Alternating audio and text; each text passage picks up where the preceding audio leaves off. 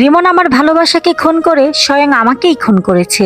আমিও তার উপর কঠিন প্রতিশোধ নিয়েছি, ওকে দুনিয়া থেকে বিদায় করে দিয়ে। অর্ণব রিমনকে খুন করেছে শুনে মুহূর্তের মধ্যে পুরো গা রাগে উত্তপ্ত হয়ে গেল, অগ্নিমূর্তি হয়ে গেলাম। অর্ণবের মুখোমুখি দাঁড়িয়ে তাকে এক নজর দেখলাম, অতঃপর কষে যে কয়টা পারলাম থাপ্পড় লাগিয়ে দিলাম তার গালে। গুনতে গেলে হয়তো 10 থেকে 15টা হতো থাপ্পড়ের সংখ্যা। থাপ্পড়ের আঘাতে অর্ণবের গালে যেন আঙ্গুলের ছাপ স্পষ্ট হয়ে উঠল, যদিও অন্ধকারে সেটা আবছায়ার মতো লাগছিল। রাতের অন্ধকার না হলেই স্পষ্টভাবে দেখা যেত। বৃষ্টির পানিতে ভেজা তার ফর্সা গাল দুটোর দিকে তাকাতে এই মুহূর্তে ভীষণ লজ্জা লাগছে। এখন দিন হলে তার গাল দুটোকে রক্তরাঙার মতো দেখতে পাওয়া যেত। এই মুহূর্তে অর্ণবের অভিব্যক্তি ঠিক ঝড় শুরু হবার পূর্বাবস্থার মতো। ঝিম মেরে আছে সে। তার শিকারী চোখ দুটোতে অগ্নি দেখতে পেলাম যেন। তাকে থাপ্পড় মারা বন্ধ করেছিলাম হাত ব্যথা হয়ে যাওয়ায়। মানুষটার মুখমণ্ডলের ত্বক খুব শক্ত, যেন গন্ডারের চামড়া। আমার হাত অবশ হয়ে গেছে তাকে আঘাত করতে করতে। থাপ্পড় মারা শেষ করে ক্ষণিক সময় তার দিকে উত্তপ্ত বেয়ারিং এর বলের ন্যায় চোখ বানিয়ে তাকালেও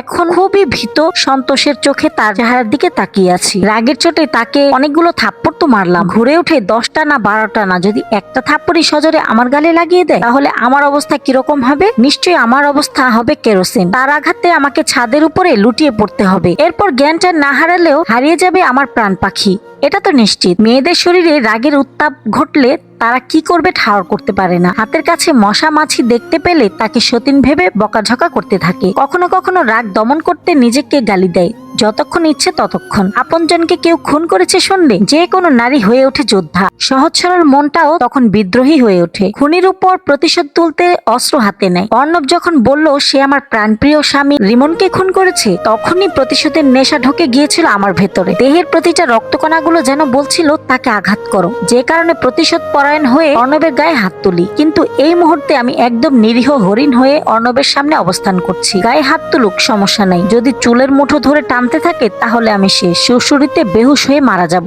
আমি চাই না বেহুশ হতে। বেহুশ শব্দটা শুনলেই মনে হয় মরণের চেয়ে কঠিন শাস্তি এটাতে বিদ্যমান। এ কারণে বেহুশ হওয়াকে ঘৃণা করি। এত সব ভাবছিলাম, হঠাৎ অর্ণব আমাকে অবাক করে দিল। অবাকের চূড়ায় অবস্থান করতে হলো। যা ভাবনান্তেও ছিল না সেটা করলো সে। অর্ণব আমার গায়ে হাত তুললো না, গালে থাপ্পড়ও মারলো না, চুলের মুঠি ধরেও টানাটানি করলো না, বরং আমার কপালে আলতো করে চুমু দিয়ে শব্দ করে হেসে বলল, ভালোই করেছো। অর্ণব কথাটি বলে আমার দিক থেকে একটু দূরে অবস্থান করে কিছুক্ষণ দাঁড়িয়ে রইল। তার দৃষ্টির সীমা আমার দিকে ছিল না, অন্যদিকে চেহারা ঘুরিয়ে চোখের পানি মুছলো। স্পষ্টই বুঝতে পারলাম সে আমার থাপ্পড়ে কষ্ট পেয়েছে, যার দরুন তার চোখে বিষাদের অনল পানি হয়ে ভিড় করছে এবং সেই পানি ঝরে চলেছে। কাজটা ঠিক করেছি কিনা এটা নিয়ে দ্বিধাদ্বন্দ্বের বেড়াজালে আটকে পড়ে গেলাম। অর্ণব ছাদে দাঁড়িয়ে থাকতে পারলো না, উচ্চ শব্দে চিৎকার করে ছাদ থেকে চলে গেল। এই মুহূর্তে অসম্ভব রকমের খারাপ লাগছে। আমার দেহটাকে এই মুহূর্তে মোমের মতো লাগছিল। মোমের তৈরি এই দেহটা যেন কষ্ট জমাতে চাচ্ছে। তাই তো বিষাদের অনল মোমের উপরাংশ জ্বলতে শুরু করেছে। জ্বলতে জ্বলতে অঙ্গার হচ্ছি, ছাই হচ্ছি, তথাপিও নিঃশেষ হচ্ছি না,